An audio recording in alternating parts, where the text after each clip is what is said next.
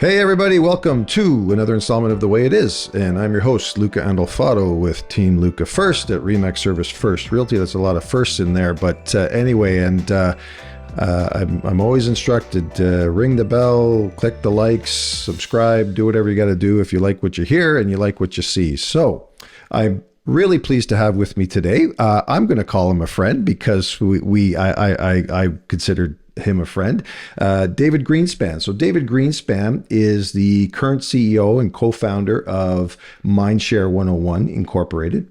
He also is the VP of KITS, which is a keep in touch systems, which I use actually, and I love it. David, he grew up in a real estate office, being he was the son of a broker owner, and from old school days of typewriters and black and white MLS tear sheets, he watched how agents with that extra hustle and swagger stood out and succeeded. And so David, I brought you on because you and I did some coaching together, actually, and that's where I think we got to know each other there, and we became like I said, friends, and even though Absolutely. we haven't physically met in person, someday that'll happen, I'm sure. Yeah. You get your Harley down here and for a visit, and we'll have lunch or something like that. But today's talk, I mean, I know we're going to title it, I think, What Makes a Good Realtor, but I wanted to approach this. I mean, obviously, I've got my own opinions based on my career and what I do, but you're out there in the world now. You know, you're doing the motivational speaking, you're doing the coaching, you're one-on-one, you're in groups. I guess given just a little preamble there in your background, from where you started in this business to where you are now, what's changed, if anything? Or are the same tenets still applying? What are you seeing? You know, first, Lou, definitely a friend. I thank you. It's been a number of years together. There's certainly been some great conversations over the time beyond just the coaching together. I mean, we're grateful that you're a client of KITS, but again, even more so, I think the combos we get to have, the constructive conversations, the banter back and forth, the acknowledgments in different areas. I'm grateful for it. So I thank you, and I thank you for inviting me to be on the show today. Very much, man. And congrats. I know the show's been growing and growing and growing, so I'm excited to be part of it. That being said, though, to answer your question on that stuff, a lot has changed, and not a lot has changed. Right. When we go back to the fundamentals of what this business is all about, that has not changed. Right. Relationships are the key foundation of this. Getting out there, being belly to belly with people, talking to people, connecting with people. That's where it comes from. You can advertise all you want to anybody. You can tell them you're the greatest. You can tell them what you got. You can tell them who you work for and that you're a realtor, etc. You could say all these things you want. But when you just put it out there, you're just one of the many thousands, millions of different marketing messages that we are taking in every single day. So the big question becomes, why you? And when we look at that and we go sort of backwards and we say, okay, well, what was this business and what is this business? Much to what I just said a moment ago, it really comes down to the belly to belly. So beyond just the advertising, that really does support and does what we like to call help you build mind share. It's only one aspect of that. Because at the end of the day, if it is about relationships take time to build. Trust takes even more time to build. Now, you can develop a relationship with somebody, and that doesn't mean you have trust. And we both know you cannot buy trust. No. It has to be earned.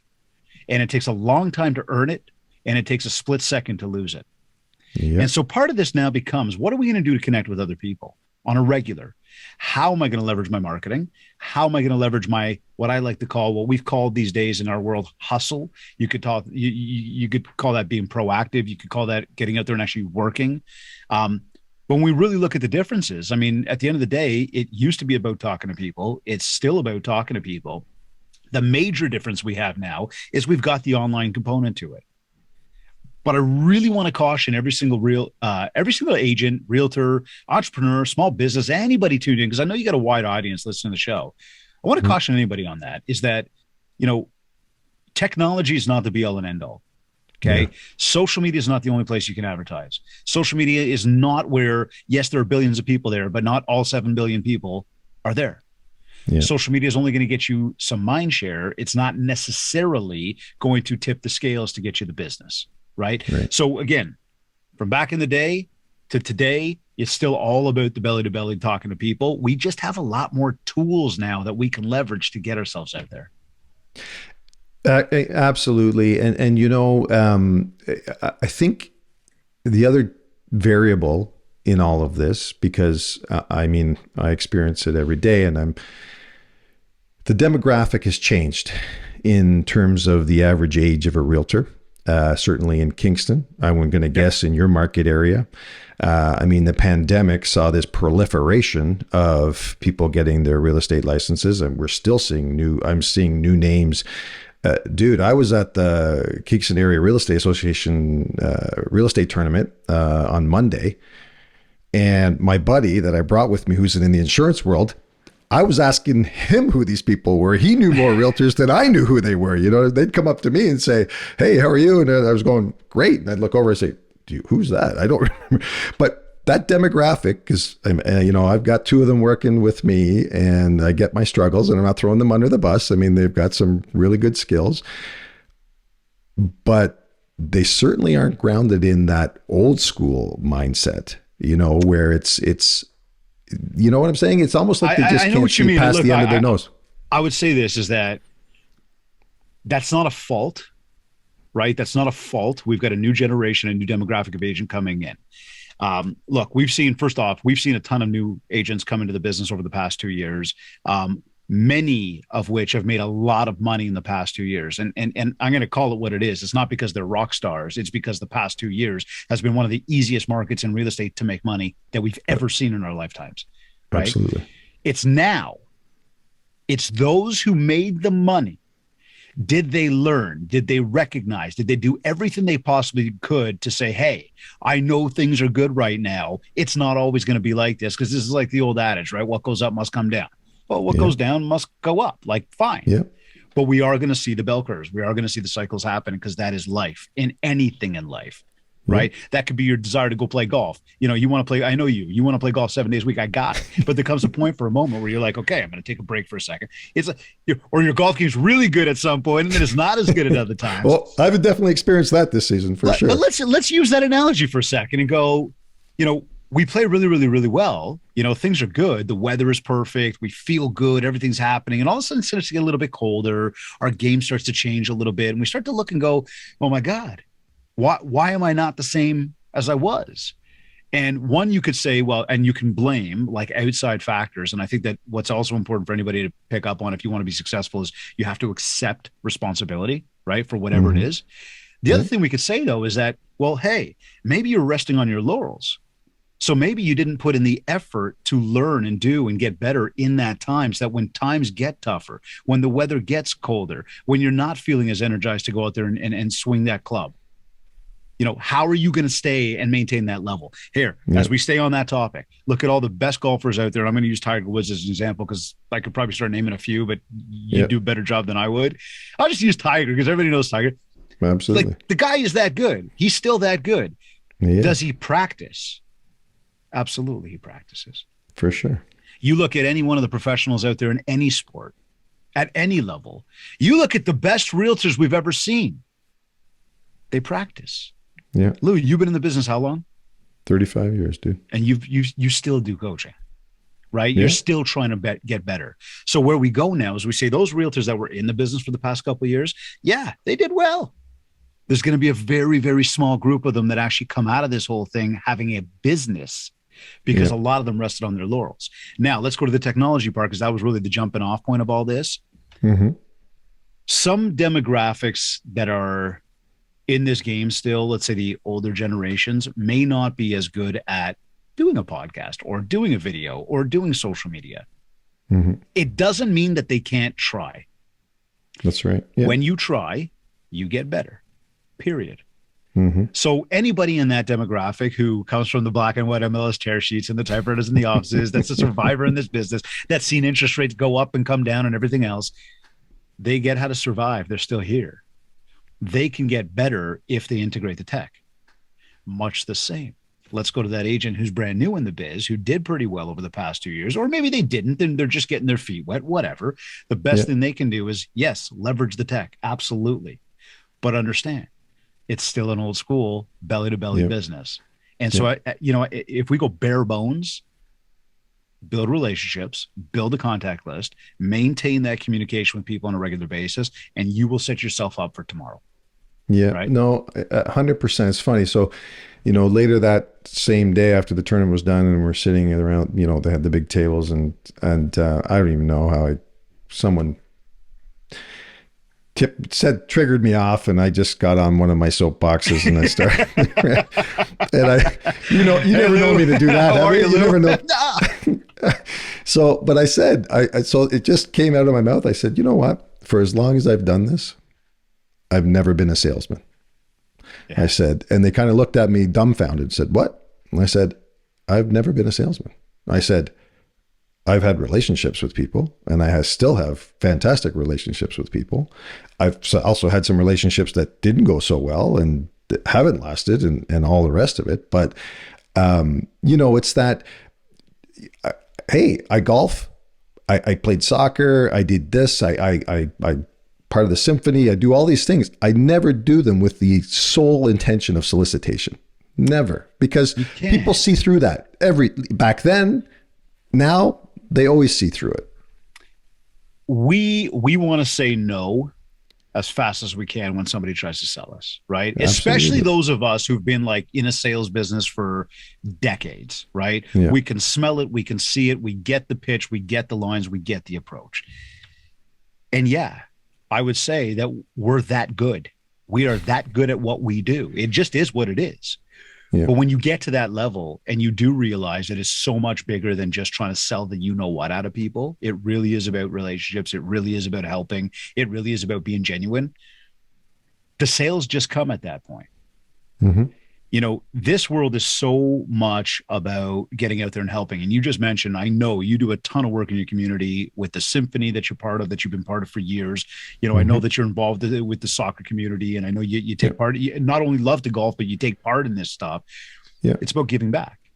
Right. It's about helping other people. I mean, why are you doing the podcast? It's about helping other people. It's about educating other people. Yes, all of it together, collectively, if we carry ourselves properly, sure, you could argue it's a resource for us.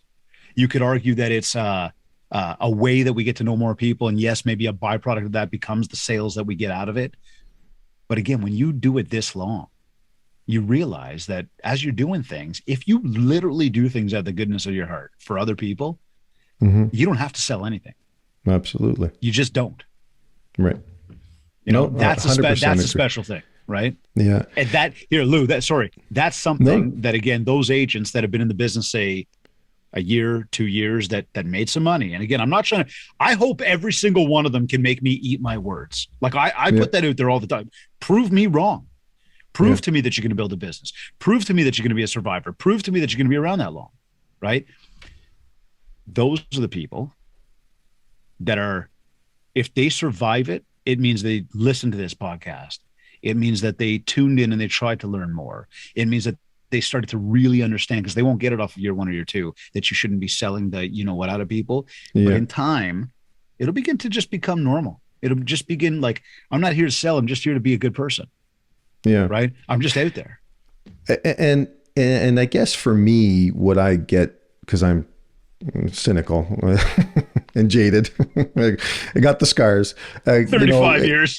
So when, but when you see this proliferation of agents through the pandemic, it bothers me, because the sole raison d'etre for them getting their ticket was to just think that they could pick the leaves off the money bills off the trees, dude, and you question, and those, that have the altruistic little taglines about, I care about people and I want to see them find whatever, you know what I'm saying? We all know that shtick, right? Listen, I'm not saying you can't paint everybody with the same brush. I get that. But I mean, ultimately it's become a career choice, that obviously not only has become envious because of people's perceptions in terms of what they see. I mean, everybody's either driving a Beamer or a Merc or whatever, and life is good and I do all this. Mm-hmm. But and so I guess for me the frustration is because, again, going back to that younger demographic, where I don't know if they know how to plant seeds for the harvest. You know what I'm saying? It's just about hunting, killing, hunting, killing, hunting, killing. And then you turn around one day and you go, okay, now that I've killed everything, what's next? Right. I will say it to anybody and everybody, and I say this on stage all the time. I love to make money. Love money. Absolutely. Right. Don't get me wrong. I love it. I'm not going to sit here and go, nah, I don't need it. Yeah, I want it. I want more of it. I want all of it for sure. No problem. Okay. All that said, though, again, the route to it all, the route to success is not about just focusing on money, right? It really is about focusing on how you can help other people. And that's a paradigm shift that only comes with experience. Right. That's all it comes with. And so those folks that are in the business now that are, driven by the dollars, driven by the fancy car, look, I think if we say they're a younger demographic, I truly believe that throughout the years, if you really focus properly, your goals will change, your aspirations will change, what you're focused on will change, your maturity will change. No matter if you're a 25 or 35-year-old that's, you feel like, I'm already mature, whatever. I'm not saying you're not. I'm just, again, we don't know what we don't know until tomorrow happens, right? Like tomorrow I can look back and tell you, okay, like now I know what was going to happen tomorrow, if that makes sense, right? Yeah. But I can't see what's going to happen tomorrow yet. I can't see next week, next month, next year. I can't see it. I don't know how I'm going to grow. But I know that when I continue to focus on growth, self-development, I read books every day. You know that, right? Yeah. When I continue to do that and I get the opportunity to be on a podcast as a guest, and I thank you again. I listen to other people's podcasts. Yes, I get to be a keynote speaker on a stage, but I'm going to sit there as well. And I'm going to listen to the people before me because I want to learn from these people. Right? Because you will learn something new every day. So for those new agents that did get in the business, many of them will not be here for the long haul. They just won't. Right? Because again, you got to run a business. That said, for those that do, all the power to them. I love it. I think, hey, stick around. Fine. And as you say about going to the golf tournament, looking around at all these people, Lou, I was at a conference last week where we were a sponsor and, we take part with these folks with the Buzz conference, and a lot of the stuff that they do. Yeah. And I'm there and the event was top 35 under 35. Yes. And I'm looking around this room and I'm like, man, I felt like you, like what you just said. I'm like, there's a lot of people in here I don't know. And I've been around this business a long time. I'm not used to walking into many rooms where I don't know a lot of people. Now, I'll say, fortunately, a lot of people knew me, which was a really good thing.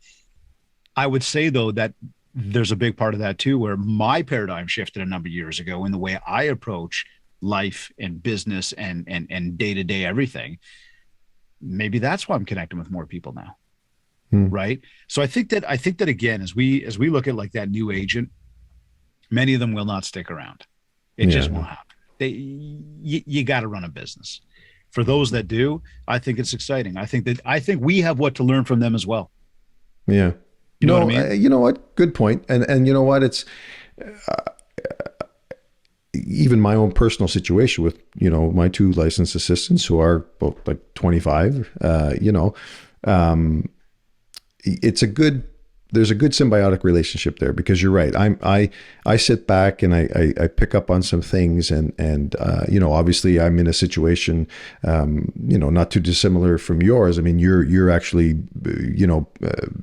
doing the coaching and everything, but here I am, I'm about mentoring now. I'm about just passing on my experiences, passing on the knowledge, passing on because that's what I want to do now. I want to share those things. I want to see them do the business the right way, quote unquote, at least the way that I've done it. And I dare say it served me okay. So, because I don't want to see it. We see it every day. I mean, just with deals or agents that bring deals in, you're going like, what did you just send me? What did you just say? Like, and you're going like, no one's training you. No one's talking to you. Like, because I get, it's my name out there too, right? I mean, at the end of the day, it's my name that's first. And so I want to make sure that whatever's being spoken, whatever's being written, whatever correspondence is happening from this office is, you know what I'm saying, has a good message, is consistent, has all of that, right? So look, and that's the part that hasn't changed,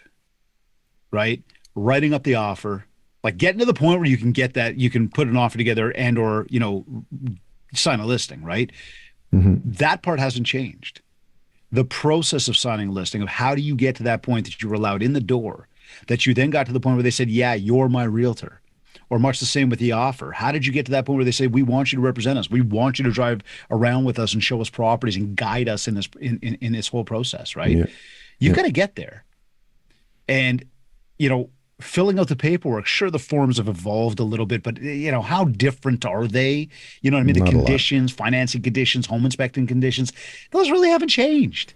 No. So having somebody that is knowledgeable, somebody that understands what's going on, that's again where I believe that new school realtor needs to be learning from the old school, right? Yeah. Because that new school realtor who sits back and says, hey, I'm going to go take in everything I possibly can, not just from real estate college, but I'm talking from like the folks that have been there, done that. Yeah. To me, and even looking at my mentors and the people that I've grown from over the years, I've always looked at I don't know if I call them the older dogs, right? Like if I look there and I go, that guy killed it. That guy did amazing. Wow, that guy's a real dick. Okay, don't want to know. You know what I mean? Like shady or whatever. I'm going to go to people that I look at and go, not that I'm envious of, but you go, man, they did it, right? Yeah. They did it. What can you take from that person now? Absolutely. That one thing. What can you take from the other? That's the difference between what our new school agents have, right? And I'm not suggesting that many of them don't know this. I had a guy on my show the other day who said it's all about networking. He's a young dude. He's 25. He's killing it, right? He says it's all about his network. It's all about relationships. It's all about talking to people. It's about being a chameleon with people, right? Yep. Adjusting. And I loved what he was saying because I'm like, yeah, man, you get it. And that's why he's doing well. Yeah. Right? We go back to this too, and we talk about the new school versus the old school. So many agents think that they can rest their laurels on online lead generation, right? Ugh. Go put out ads online so that some stranger is going to click on your ad so you could some random realtor could see some random property. Yeah. We all know people. Like we all know many realtors. And if you are doing a good enough job, you Mr. or Mrs. Realtor listening to this right now, if you're doing a good enough job, your people are not going online to find out some random realtor. No. They're calling you. That's right. That, again, is the old school. Well, And if the agents of today can figure that part out, I'm not saying don't use the lead gen stuff. Sure, if you got the dollars, and again, you know me, we go deeper into this thing with with budgeting and all this stuff, but like if the dollars fit the bill, you're doing all the other stuff properly, okay? And your dollars fit the bill, fine. Then we can look at exploring that, but we better have the team and everybody else underneath. Yeah. If you're just doing it because you're just too damn lazy to go out and prospect or make the calls or do the things you're supposed to do, you will not survive. Well, and I say this to my guys all the time. I said, guys, why are you spending all the time and energy prospecting cold randos when you should be prospecting your warm lead? The difference between a warm lead and a cold lead. So your spheres of influence, your family members, all of that, and people that you used to work with in whatever field you came from, all of that. No, excellent point, because you and I share the same opinions about lead gen and what Dude, people I'll tell do you this, out man. there and stuff like that. So Lou, I get to talk to so many people about this one, one-on-one groups, stage or whatever. Like I get to talk to so many, seriously, and for people that have tried it. And I will ask the question in an audience, like, how many people tried, online lead gen? And people put up their hands. And then you ask those people, how many people are having success with it? And I'm not saying 100% of people don't have success. I'm saying like almost 8 out of 10, 9 out of 10 don't have success. yes. Because it costs way too much money to keep it consistent. And we know consistency is the magic ingredient to achieving anything we want. Yeah. Yeah. So save yourself a whole boatload of money. Go meet one new person a day, be it at the gas station, the grocery store, the golf course, the symphony, the community, whatever. Go there. One person. Yeah. When was the last time anybody that you know, or that you or anybody, and I throw that out there maybe to the audience, that you spoke to the waiter or waitress at the restaurant and asked them? Right. Why not? You think they got a roof over their head? Why can't we have a conversation with them? No, you would rather go spend thousands of dollars a month to go and try to find 10 of those people when you're talking to one right now. Exactly. Man, you're getting me started now, bro. Now I'm gonna flip the script, because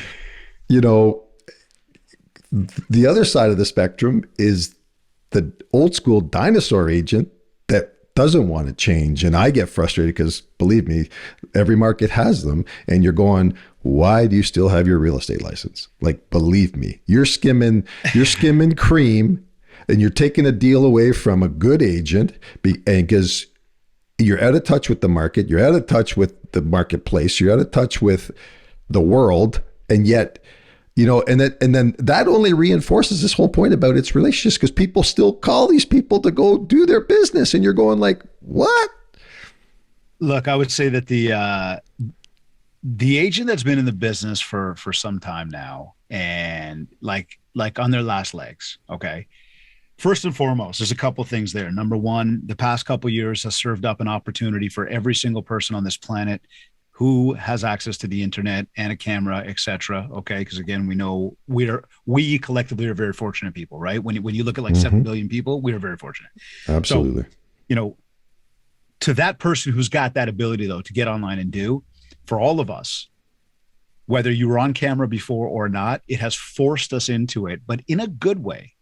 Because it forced everybody into it at the same time, which meant everybody was learning at the exact same moment, which means everybody was screwing up at the exact same moment. It means it was acceptable. That's right. You don't need to be scared. You don't need to be embarrassed. Just do it. I'm not saying you got to get up and dance all over TikTok. I'm not saying that, but to incorporate video in some way, shape, or form. Why? Because yes, there are billions of people using these social media platforms. And yes, the social media platforms have come out very, very strongly and said video, short form video, is the stuff that people are paying attention to. And it's the stuff that we're going to push. And if we want to get really technical right now, TikTok, who is not owned by Meta, Facebook, right? Facebook and Instagram owned by, the same group there, Meta. TikTok is not. TikTok came in and said, we're going to spend billions of dollars advertising. These other social platforms never advertise. They just organic growth. But TikTok's advertising on the Toronto Maple Leafs helmet, on the boards at the rink. They were the main sponsor for the Euro Cup a couple years ago. TikTok's going, screw this stuff. All these guys here, we're going to spend the money to blow you out of the water. So what's happening now, and again, technically here, Facebook says and Instagram says, same company, goes, no, we're not going to allow that. We have the market share. We have the eyeballs. We're going to give you exactly what TikTok's giving you in our platform. YouTube, not a social media platform, completely a search engine, also got into what we call shorts. What are shorts? They're TikTok. They're reels. That's what they are. Why? Eyeballs. Okay. So from a technical perspective, to the person that has been in the business a long time, the evolution for them is to try to leverage some video in some way, shape, or form, because people are going to your social media before they're going to your website these days. It just is what it is. They're forming an opinion about who you are. They get to see you. They get to hear you. They get to go, do I like you? They might even go, you know what? Yeah, he's the guy that's going to come list my house. I'm going to call him and tell him to come list my house. You don't need to be interviewed anymore. I dare say websites are going to be, sorry, I was going to just say, I dare say websites might become obsolete, to be candid with you. Dude, who goes to your website anymore? Nobody goes to your website. Like for 2 seconds? Like, no joke. I mean, people will go once they've made an opinion about you, probably based on what they saw on social media. Because social is easy to consume. Right. So they may go over there at that point. Okay, fine. Hence why we got to give some good information on our socials. Hence why, again, the old school agent, and I'm talking like on their way out, should really be focusing on how can I leverage this in some way, shape, or form. Talk about the learning from a new agent to learn from the old dogs. The old dogs got to learn from the new dogs on how to do this stuff. So there's a learning that goes back and forth here.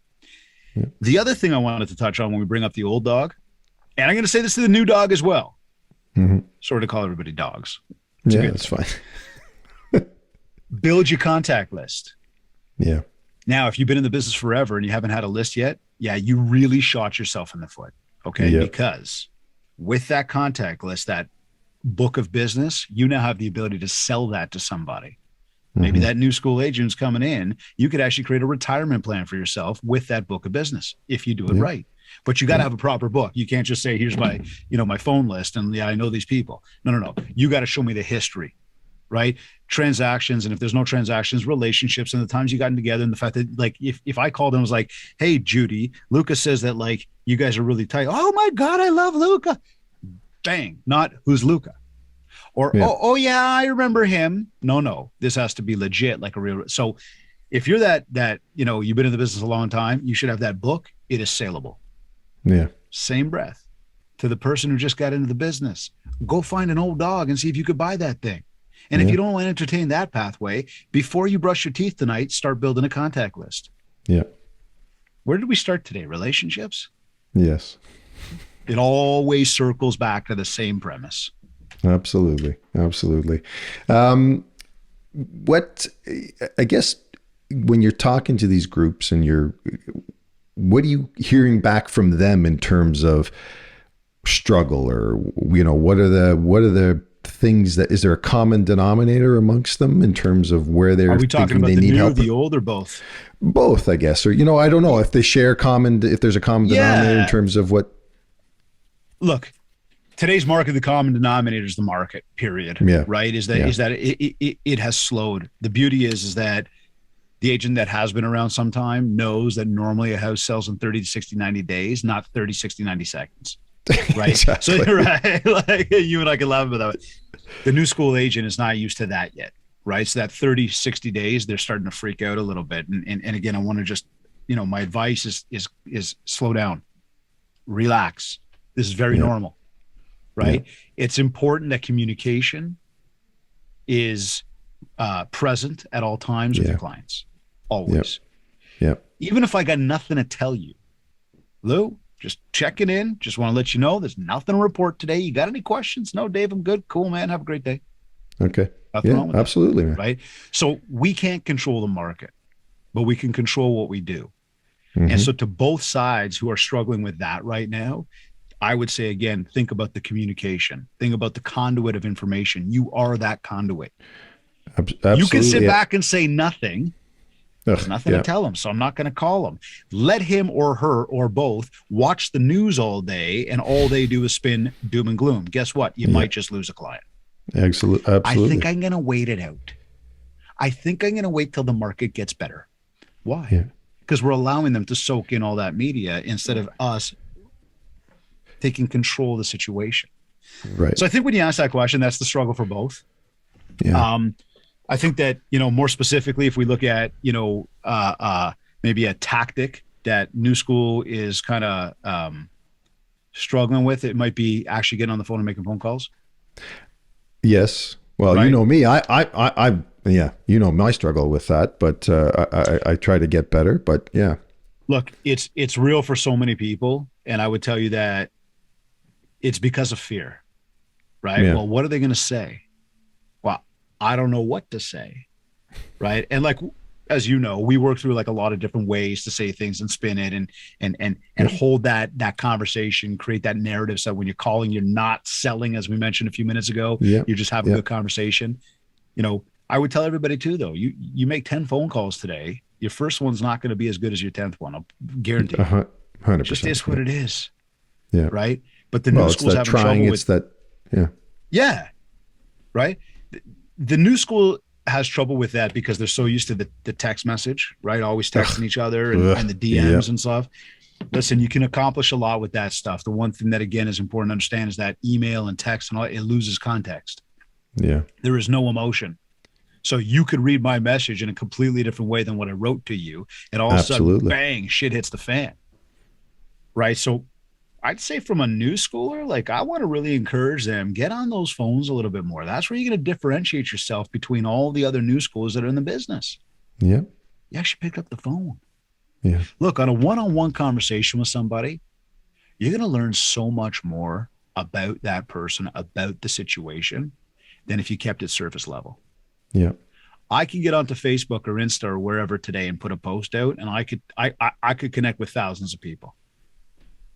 The post could connect with nobody as well. But here's the thing. When I put that out there and I put it on social and everybody gets it, and let's say you take it in, you're like, oh, that was a great point. You keep scrolling. But I call you and go, Lou, I wanted to talk to you about something. Bang. That's you and I now having this different level of conversation. Absolutely. Yeah. That's the thing the new school really needs to tap into. I mean, and just going back to your other point about communication, I mean, the other thing I get frustrated with is just because it's about managing expectations too, right? And it's about being... And managing expectations is about knowing the marketplace, or at least having a grasp of what's happening in the marketplace. And that's where, I get frustrated as well, because there is still a little of that, as the market has transitioned, there's still what I call them order takers out there, right? That just want to see, yep, is that the price you want to try? Sure, let's try that. And then it's actually the strategies now, I've seen it with some realtors. They start at the price that everybody wants or hopes, and then they work them back. And you're going like, doesn't that set you up for a lot of like acrimony and a lot of like frustration and a lot of disappointment? Like, I mean, wouldn't you rather just be candid from day one? And and I mean, I'm never one here to say don't try, I guess, but always everything within reason, right? It's got to be measured. So it's got to, man. And I think that, again, that's part of the education. That's part of like, why are you going to choose me over the next 10 people you interview? I'm going to come in. I'm not just going to tell you what you want to hear. Yeah. I'm going to try to dig for that need. And I mean, look, now we get technical and go ask the open-ended questions. Why, what, where, how, when. Yeah. Let people talk. Yeah. The less talking we do, the more listening we do, the more we're going to learn. And when you allow people to teach you, and I'm talking like, you know, that potential client who's telling you all the things that, you know, they're trying to get out of their mind. If you're sitting there just going, oh, I just want to sign this thing, you're not listening. You're just hearing. Right. The minute you listen, you can then figure out how to satisfy that need. And when you become that person that can satisfy that need and everybody else just walked in and started hearing, you're going to win every time. Yep. No, excellent point. Excellent point. Listen, we're actually here. We're in our preamble. We're talking about different things and how long was this going to be, and we're already at 40 minutes almost. Go figure, man. Yeah. But I won't keep you up. I know you're a busy guy, and I guess, you know, we've touched on all the highlights, and I was always going to say I don't even know how to end it in terms of the takeaways, because you've given just so many good nuggets to well, you know, and I mean, and that's why I enjoyed our time together. And that's why I always enjoy. And I mean, I tell anybody, I mean, your KITS program is fantastic. It's fantastic for an agent like me, because it checks those boxes of staying in touch, of you know, and the product you produce is the best one that I've seen anyway. And I'm not saying that to pump your tires, dude. It really is. I'm being just very candidly. So any realtors which I do have realtors that tune into this and watch it and stuff, let's hopefully your phone will ring. But you know, we talked about changing. Well, maybe we'll just end it on this one, because before we came live, we talked about, and you just alluded to it there a few minutes ago, about changing the paradigm or changing the narrative, right? And you're right. I always take the opportunity, because I get so pissed off at people that just regurgitate sound bites and the crap, right? Because they take these snippets from the news or these snippets from wherever, totally out of context, and then that's the reality. And you go, and I just, because I get so animated, I just stop them and say, no, that's actually not the case. You know, this is what's happening, right? The market is still, house prices are still the highest they've ever been in 40 whatever years of real estate, period. End of story. You know, our price is dropping. Well, okay. Stop using January, February, March of 2022 as your barometer, because that was an anomaly. Potentially the variables that coalesce to make that situation may never, well, I'm going to guess never happen, will never happen again. I mean, a pandemic, a lowest interest rates ever in recorded time, you know, all of those things, right? The availability of money, the lack of inventory. I mean, lack of inventory is still a problem, but that's where, you know, you're right. It's about realtors, all of us, you know, as a group, when you're talking with clients, you got to change that narrative. You got to educate the people. You got to, and whether they choose to use you or not, you still got to send the message, right? You got to tell them the way it is. There we go. That's exactly right. That's perfect. It's perfect. I think that's the best place to end it, right? Luca, thank you, man. It's absolute honor to be on the show today. Seriously, dude, privilege. It was great seeing you and talking to you again. And yeah, one of these days, you know what, we're going to meet in person for sure. Yeah, we'll carry on the conversation from there. Looking forward to it, pal. I'm looking forward. Keep up all the great work you're doing, man. You're doing some great stuff out there for a lot of good people. You got a great team that you've been building, and congratulations on all the success of this show once again. Dude, thanks. And same to you. All the best going forward, dude. All right. Thank you, bud. Take it easy.